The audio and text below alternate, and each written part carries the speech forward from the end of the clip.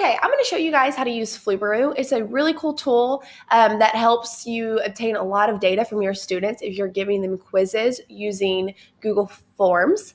So I've already created a mock quiz right here that I actually sent out to some of my friends to have take, and particularly get a lot of them wrong so I could look at the data.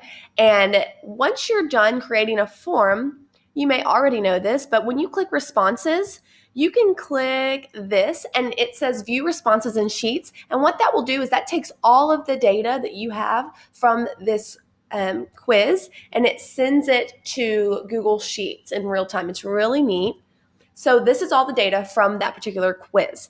It shows you what questions they took and the answer that they had for each question. And now with that data, I could go through and look at each grade. I could have had it scored for this particular quiz. I did not, because some of the questions I was choosing to put point values and others I wasn't. So I didn't score it through Google Forms because I knew I was going to score it through Google Sheets this route because it's more accurate. So what I'm going to do now is I'm going to go to add-ons, and I've already downloaded the add-on for Flubaroo just to save some time and so I could play with it a little bit. So you go to Flubaroo after you have got it right here, and I'm going to click, it would say grade assignment if this was your first one. Since I've already graded this assignment from practice, I'm going to just click regrade assignment. It'll do it again for me.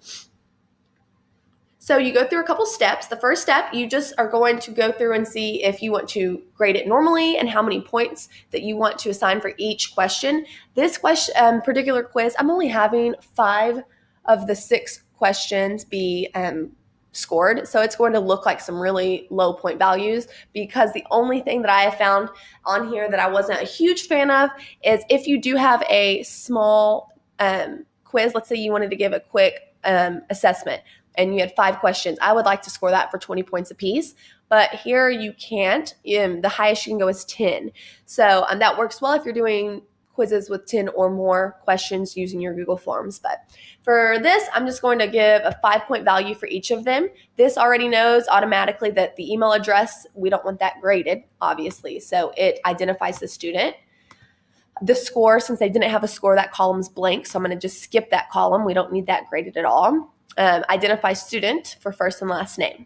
So then here, I want all of these graded by 5-point values, and I want it to be just normal grading. You could do grade by hand if you wanted to go through and look at, maybe if you had a paragraph answer or a short answer, you could go through and look at what each individual student put, and then that way, you would still get it all graded, but you go through those, and that's still saving you so much time.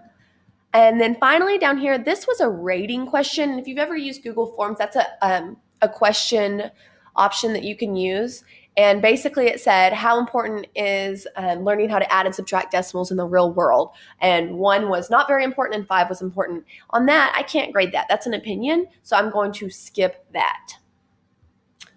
Moving on to the next step. The next step, it wants you to find an answer key. So you could go in as the teacher and take the form yourself and have all the correct answers and use that as the answer key, or go through quickly and see maybe some of your higher students if they got them all right, and that could be your answer key. So in this case, Deanne here, I know that she got all of them right for me.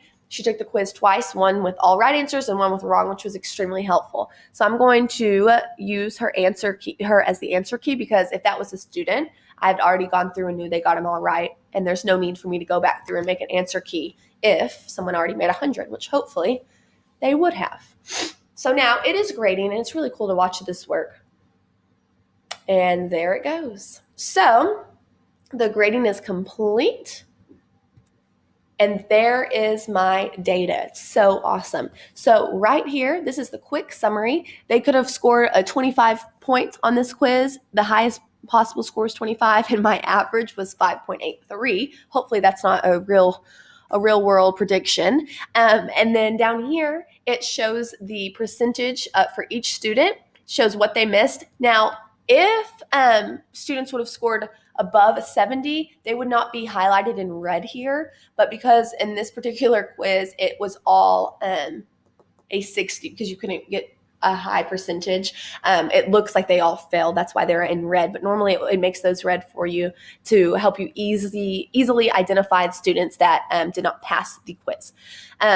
So this shows you, it highlights them in orange if those were frequently missed questions, and it shows you down here the percentage of what they missed. And then, of course, this was the column I didn't need graded, so it lets me know, wow, a lot. These two were missed the most. So that is how you use Flubaroo. You can even play with it some more, and there's a lot of videos out there on YouTube showing you other things that you can do with Flubaroo if you have the time to watch those, if you're a big data person. It's a really, really neat tool, and I can't wait to use it in the classroom.